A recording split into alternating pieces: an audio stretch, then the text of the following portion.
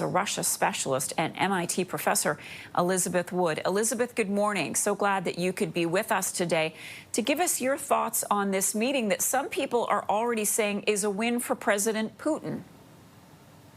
Yes, indeed it is, but it's not clear that it's a win in terms of the war. It's a win in terms of his domestic popularity. Yeah. What he really wants is to be one of the big three, as it was in 1945, 1944. He wants to be seen to be at the table, to be making the decisions. And of course, like Trump, their goals is to have their own image built up. But let me add that I think that the European Council's move to have solidarity and to absolutely insist that Ukraine be at the table, that the question of integrity and security has to be core, may make a difference. I think that Russians historically have responded to pressure when there's more alliance against them. That can force them somewhat to step back. So as you say, it legitimizes Putin at home. I'm wondering, though, how serious do you think he really is about peace? Donald Trump yesterday, I don't know if you watched that news conference, he said he would be able to tell within the first 2 minutes if Putin was really committed to ending the war. Your thoughts?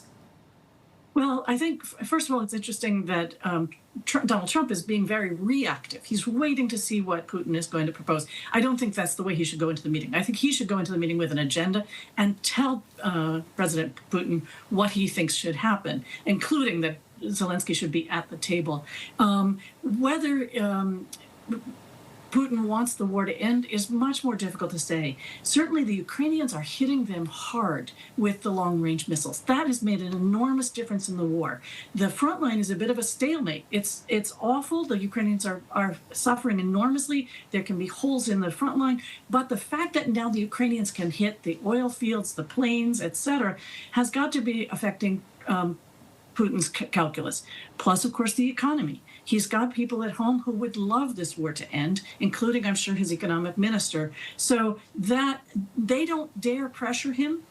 They know what happens if they try. So it really has to be his decision. But what, of course, like everyone else, I'm afraid of is that Donald Trump will see this as a real estate set of discussions about offshore oil or Alaskan properties or joint efforts. And that, of course, is not going to end the war. What we really need is the Ukrainians and the Russians to be at the same table and to discuss a long-range ceasefire and security for the Ukrainians. Yeah, Trump talking about land swapping, that idea being rejected by Zelensky outright. Do you think that this meeting can really produce anything meaningful without Zelensky at the table?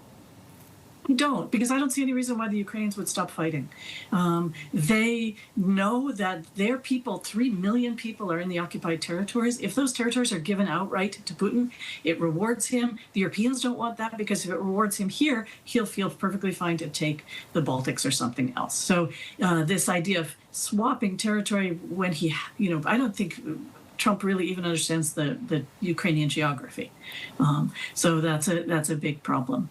Last question for you this morning, and you have been so insightful. Do you think that Putin will go through? Do you think there's any chance this meeting might fall through on Friday? No, I mean, my reading of the tea leaves, I don't have any inside information, is that for Putin, this is a big deal to come to the U.S. It's one of the few countries he can go to without being under sanctions from the International Criminal Court, so where there's an arrest warrant for him. So I don't know. I mean, the interesting thing will be what kind of reception they receive in Anchorage. It's going to be in an airfield outside of the city. Will Americans speak up? I hope so.